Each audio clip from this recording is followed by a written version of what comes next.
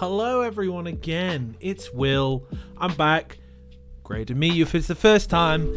If it's not, hi again. I'm back with another video today. Today I wanted to talk about an interesting idea that's been floating in my head. What is confidence to you is the question today. So I define confidence in a few ways. I'm going to do this a little bit through ego. I think I'm going to define that as well. So what even is ego? So ego I define as like the sense of self, right? Like, who are you? Who am I, right? So I break this down into like different roles, different attributes, and then subsequently rules that come out of that, okay? So you're probably thinking, Will, what does this have to do with confidence? Okay, so you have like a role, okay, of like who you think you are. So like, I'm a husband, okay? So like, I have attributes that I attach to the idea of being a husband, okay? So like, I think a husband should be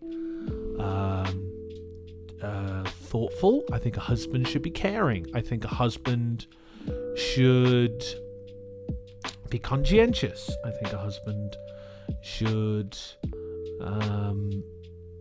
be willing to and interested in listening to their partner. Stuff like that. Collaborative, right? Attributes. And then from those attributes kind of come rules, right? Like rules that we feel we should follow. Okay?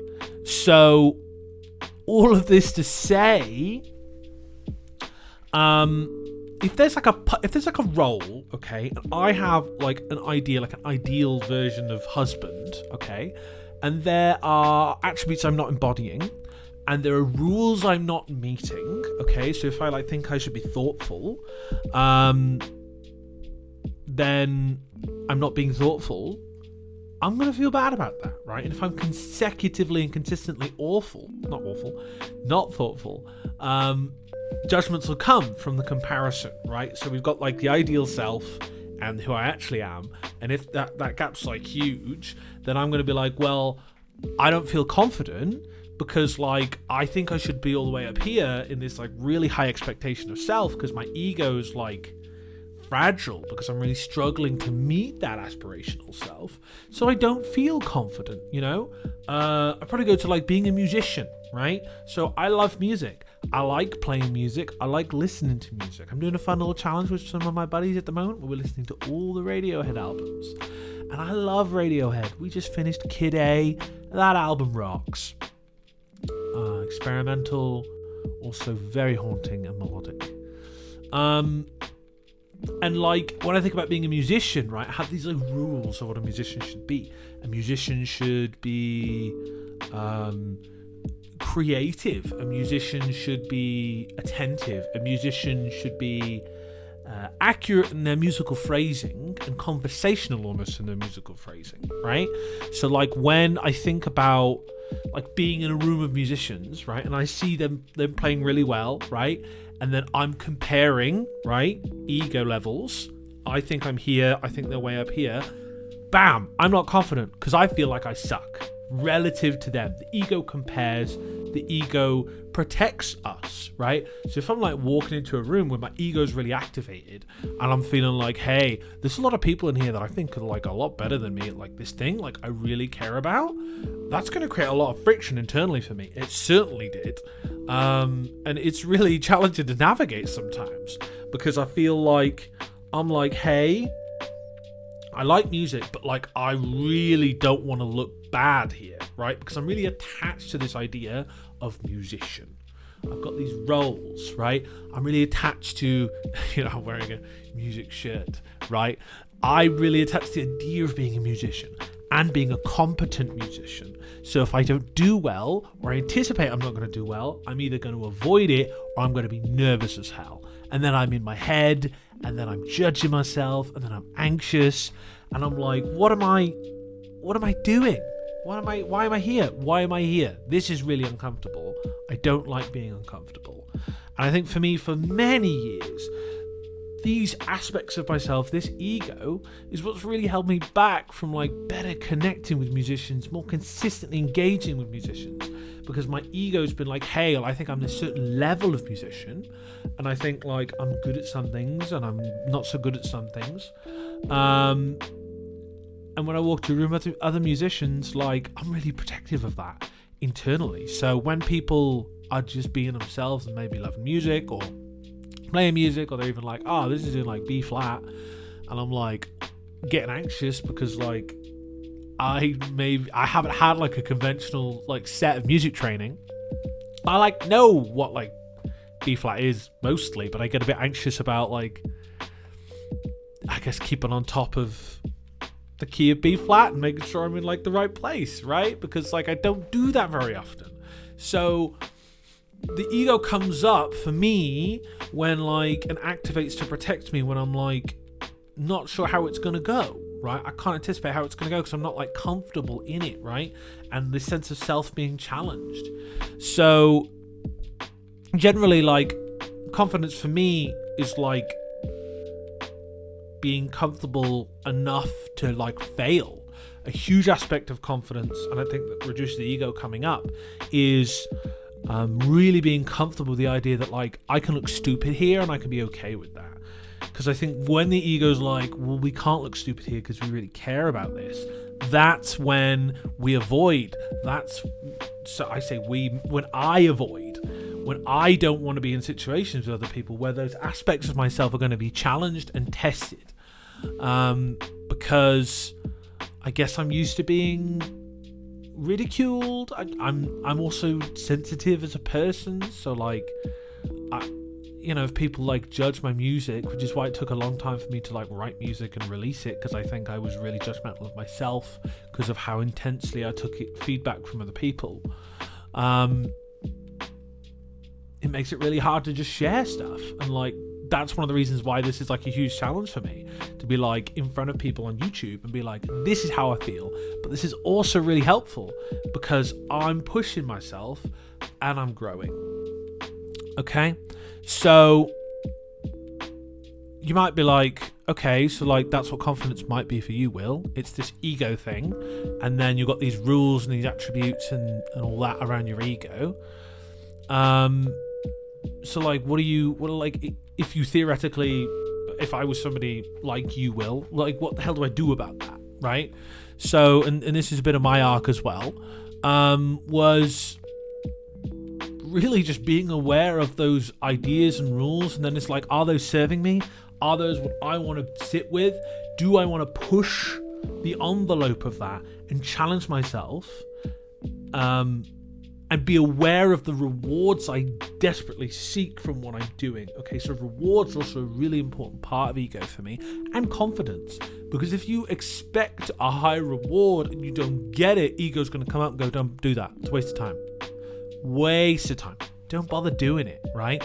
And then if you know how that space to experiment and explore with ideas, skills, experiences, you don't get to change and grow. There's no rolling the dice of what you could be. There's just, my world's going to get smaller. My world's going to get smaller and smaller and smaller, and then I'm not going to do anything.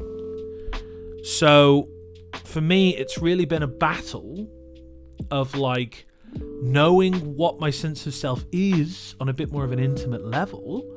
And that comes from journaling, that comes from therapy, that comes from an ego meditation that I very much enjoy doing. And knowing like what those rules are, so I can choose intentionally if I'm going to follow them or break them. And then be like, hey, I want to explore this. I'm not like trying to min-max my rule list.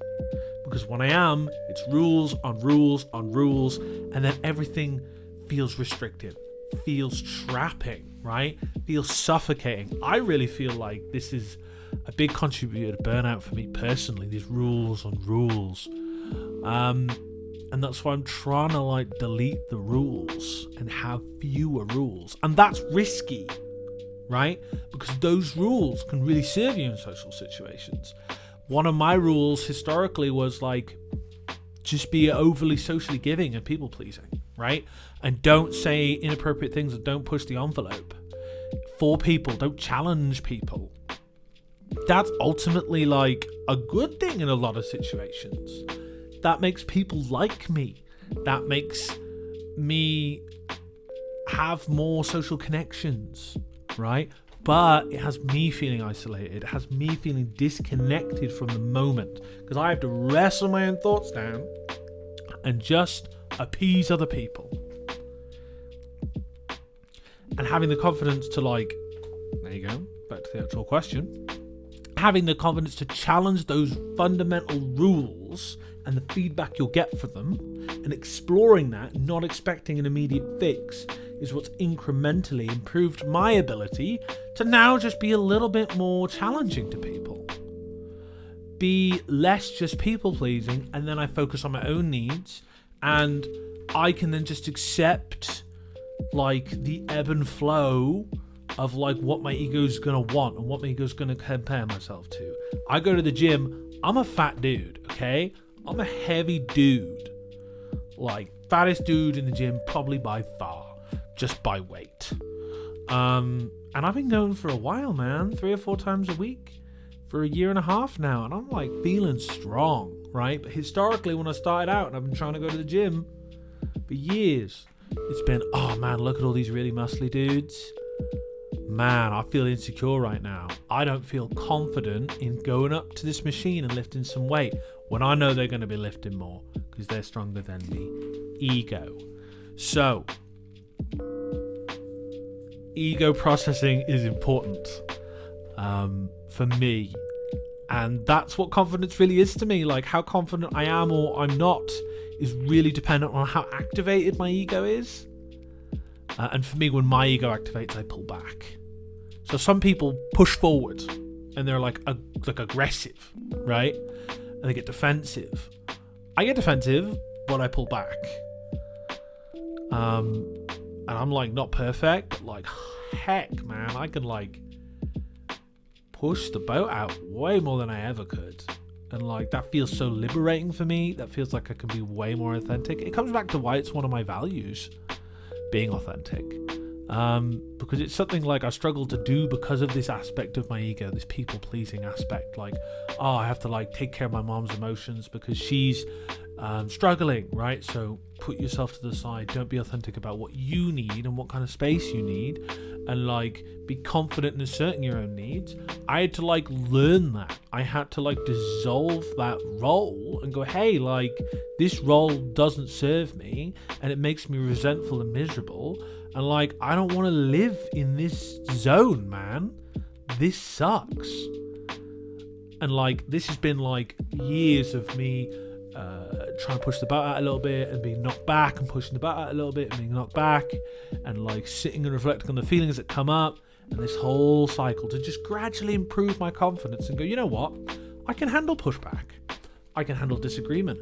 I can handle somebody being just not connecting with somebody, and walk away from that interaction and just be fine, that's okay. I don't have to be friends with everyone. For me, it's so liberating. It's so huge. And I'm still working on it. I'm not perfect, but that's what confidence is to me. I'm very passionate about this. I've been thinking about this one a lot recently. Thank you for listening. Good luck, and I wish you as few mental rules as possible. Take care.